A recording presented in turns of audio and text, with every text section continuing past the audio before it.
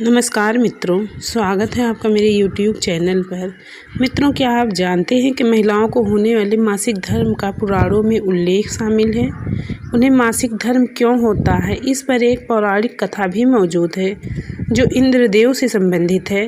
भागवत पुराण में वर्णित एक कथा के अनुसार एक बार बृहस्पति, जो देवताओं के गुरु थे, वे इंद्रदेव से काफ़ी नाराज़ हो गए। इसके चलते असुरों ने देवलोक पर आक्रमण कर दिया और इंद्र को अपनी गद्दी छोड़कर भागना पड़ा।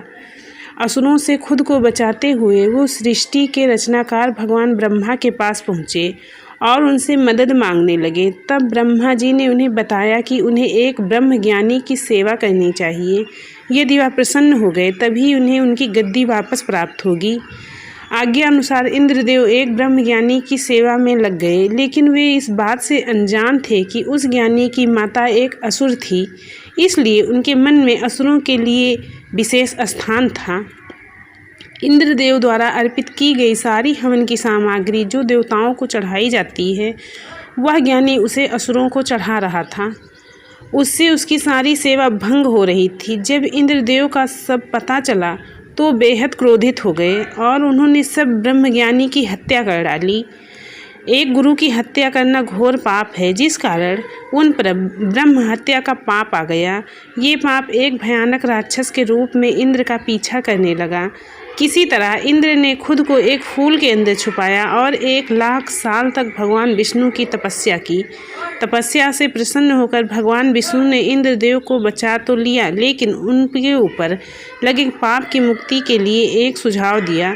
इसके लिए इंद्र को पेड़, जल, भूमि और स्त्री को अपने पाप का थोड़ा थोड़ा अंश देना था। इंद्र के आग्रह पर सब राजी तो हो गए, लेकिन उन्होंने बदले में इंद्रदेव से उन्हें एक वरदान देने को कहा। सबसे पहले पेड़ ने उस पाप का 1/4 हिस्सा ले लिया, जिसके बदले में इंद्र ने उन्हें एक वरदान दिया। वरदान के अनुसार पेड़ चाहे तो स्वयं ही अपने आप को जीवित कर सकता है। इसके बाद जल को पाप का हिस्सा देने पर इंद्रदेव ने उन्हें अन्य वस्तुओं को पवित्र करने की शक्ति प्रदान की। यही कारण है कि हिंदू धर्म में आज भी जल को पवित्र मानते हुए पूजा पाठ में इस्तेमाल किया जाता है। तीसरा पाप इंद्रदेव ने भूमि को दिया। इसके वरदान स्वरूप उन्होंने भूमि से कहा कि उस पर आई कोई भी चोट हमेशा भर जाएगी। अब आखिरी बार स्त्री की थी। इस कथा के अनुसार स्त्री को पाप का हिस्सा देने के फलस्वरूप उन्हें 1 महीने मासिक धर्म होता है, लेकिन उन्हें वरदान देने के लिए इंद्र ने कहा कि महिलाओं पुरुषों से कई गुना ज़्यादा काम का आनंद उठाएंगी। इस दौरान वे ब्रह्म हत्या यानी कि अपने गुरु की हत्या का पाप ढो रही होती हैं। इसलिए उन्हें अपने गुरु तथा भगवान से दूर रहने को कहा जाता है। यही कारण है कि प्राचीन समय से ही मासिक धर्म के दौरान महिलाओं को मंदिर जाने की मनाही थी।